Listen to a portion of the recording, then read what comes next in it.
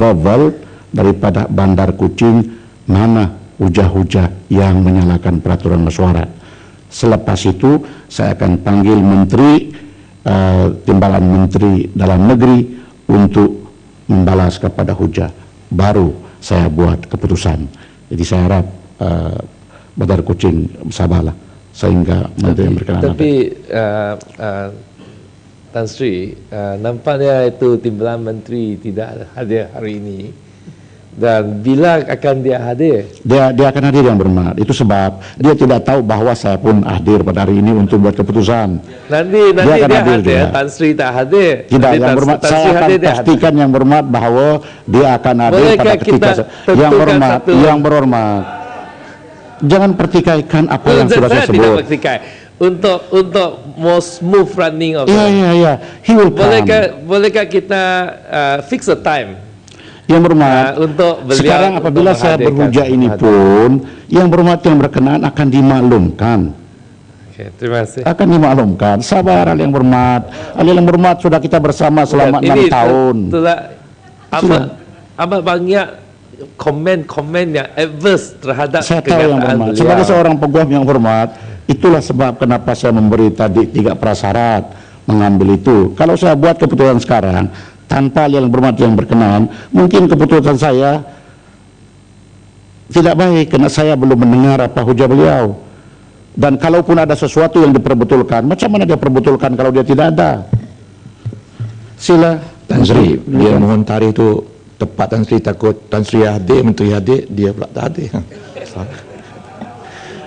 Yang berhormat, ahli yang berhormat ini, yang ahli yang berhormat itu dua-dua daripada Sarawak di Kuching. Sebenarnya diorang ini boleh selesaikan masalah ini di VIP lounge, tapi mereka sengaja bawa dalam Dewan, menghabiskan masa kita. Tan Sri, ini isu semua seluruh Malaysia concern. Kita nak satu tarikh saja, Tan Sri. Yang berhormat, tidak boleh saya tetapkan tarikh, kerana mungkin tarikh yang saya kendak itu adalah yang berhormat yang berkenaan bertugas. Pahamlah yang berhormat. Kalau saya bilang besok, yang berhormat pula yang berkenaan ada hal lain, macam mana? Ataupun dosa, macam mana? Jadi biarlah saya buat kerja saya, kamu buat kerja kamu. Saya tentukan bahwa dia ada. Apabila pula nanti dia ada, yang berhormat Bandar Kuching pula tiada, kerana dia akan berkempen lagi di Balangian kan. Sila Menteri.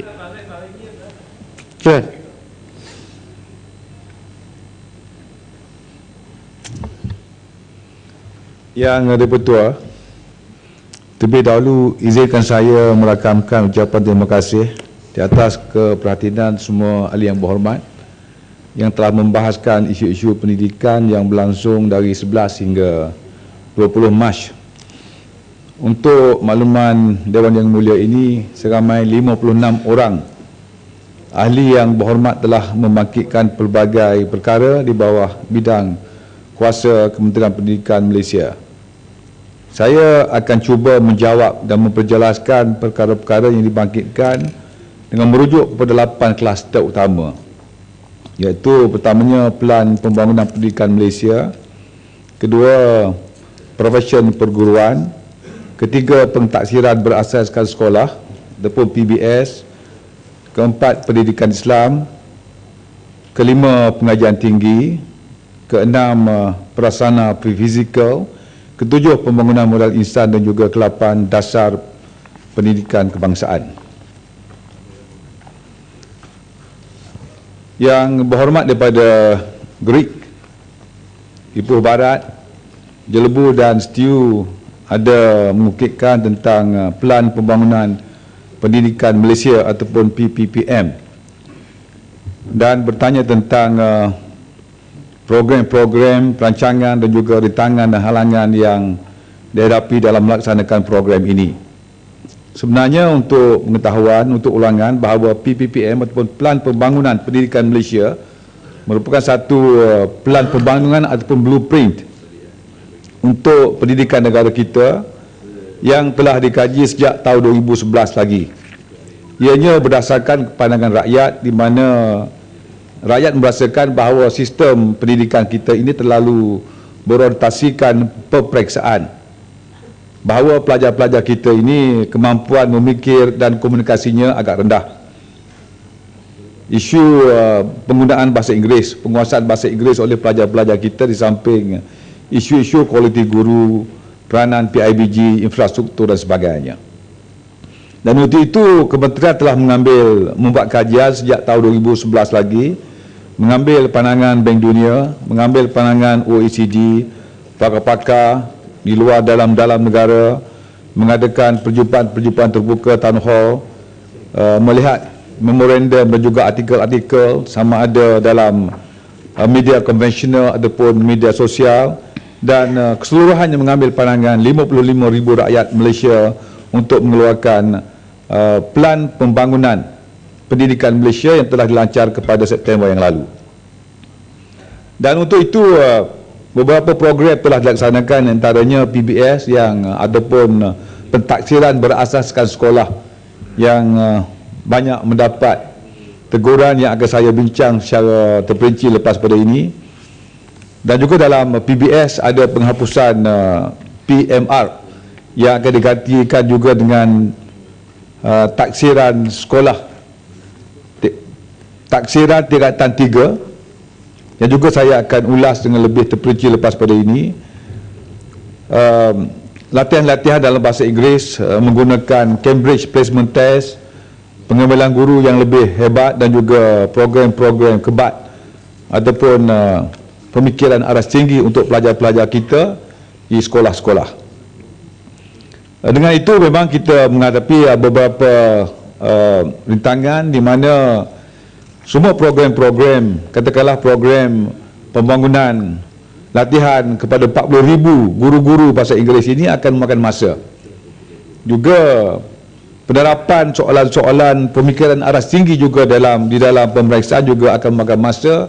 Akan melihat di mana di masa-masa yang akan datang kita akan melihat pelajar-pelajar kita akan mampu untuk mengatasi isu-isu pemikiran dan juga isu-isu komunikasi dengan lebih baik. Berhubung dengan profesi keguruan, sebagaimana yang telah dibangkitkan oleh Yang Berhormat Bukit Gantang, Yang Berhormat Lembah Pantai, Kota Baru, Kuala Langat, Lenggong, Sik, Kuala Nerus, Tebrau, Tanom, Batu Gajah, Gelang Patah, Kangar, dan juga Yang Berhormat daripada Parit, memang hasrat kementerian untuk memastikan agar profesi guru dimartabatkan.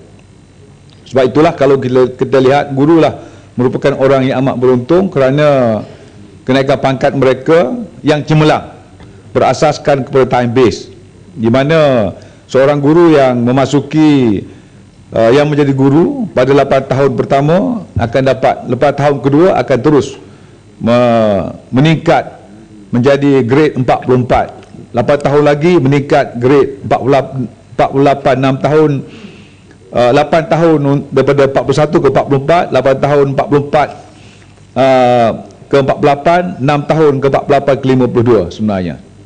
Ini mengatakan dalam masa 25 tahun, guru-guru yang berumur hampir 48 tahun telah mencapai grade 52. Ini merupakan satu pengiktirafan kepada guru untuk memastikan mereka dimartabatkan. Begitu juga dengan pengambilan guru-guru. Boleh minta penjelasan? Ya, terima kasih Muhammad Menteri. Apakah juga mungkin disebabkan apa ini dengan bukan mudah tetapi dengan promosi yang begitu hebat di kementerian ini, maka sekarang ini macam ada perlombaan untuk mendapatkan jawatan perguruan itu sendiri. Apabila lepas graduan tidak ada pilihan lain melainkan ke guru ataupun jadi pengajar. Mungkin inilah mungkin salah satu faktor kita apa ini kadang-kadang kita melihat bahawa permohonan untuk menjadi guru berlebihan, tetapi sebetulnya di kampung-kampung banyak yang kekurangan guru.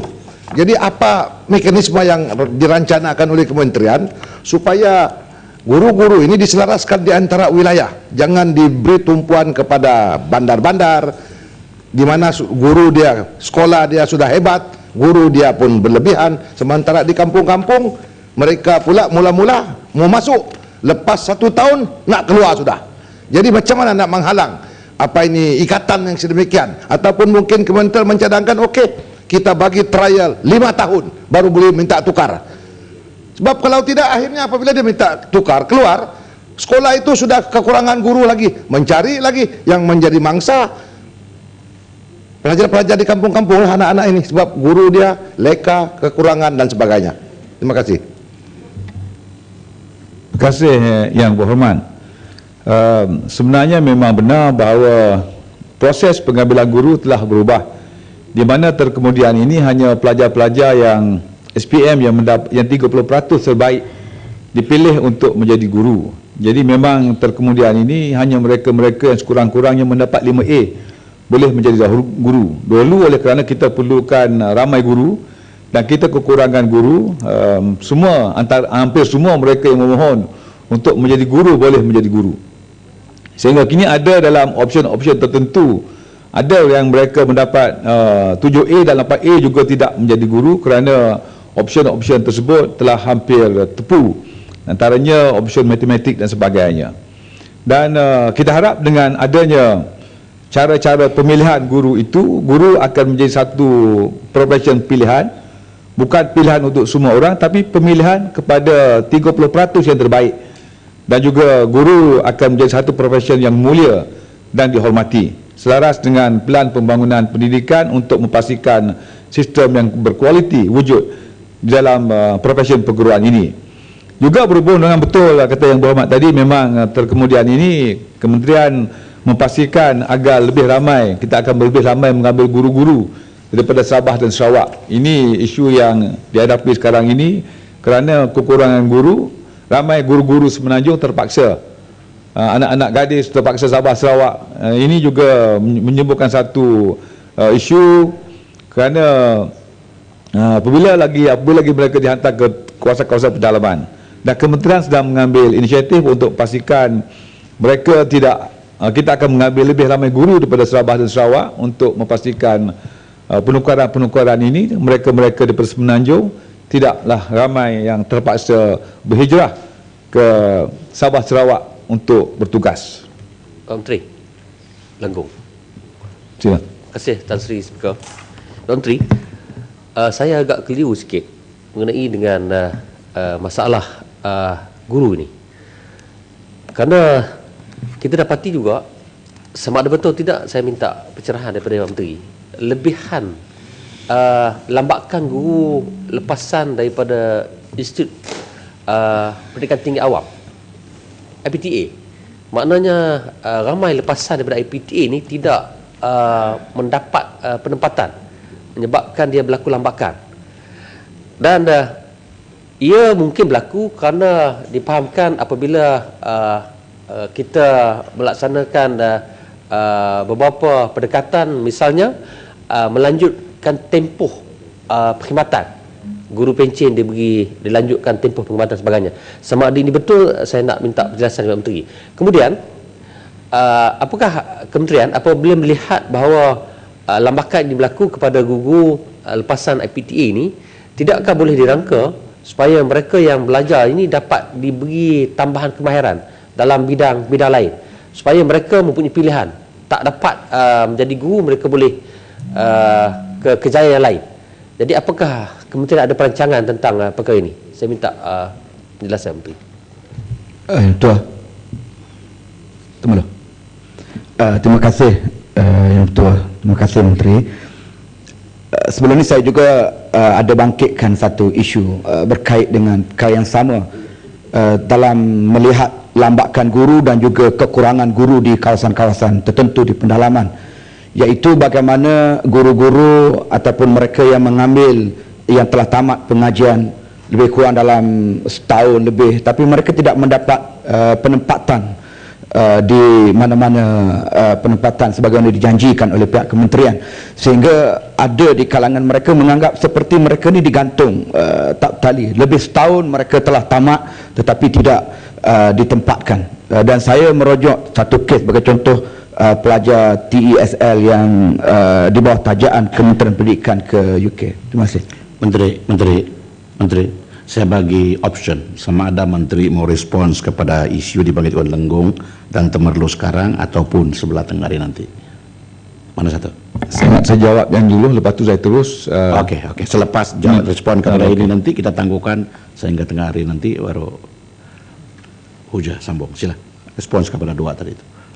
Untuk berhubung dengan lambakan guru ini berlaku kerana sejak 3 tahun yang lalu kita punya ramai guru-guru GSTT, guru-guru yang mengajar, guru sementara yang mengajar yang tidak terlatih, dan pada tahun 2011 kita telah mengambil 7,539 guru GSTT diserapkan dalam sistem pendidikan, dan juga pelanjutan usia selama 2 tahun itu mewujudkan lambakan guru-guru. Sebab itulah kita lihat sebilangan besar mereka tidak dapat ditempatkan, dan alhamdulillah semua mereka yang bergraduan pada tahun 2013 insya-Allah telah ditemuduga dan insya-Allah akan dapat ditempatkan keseluruhannya pada tahun ini.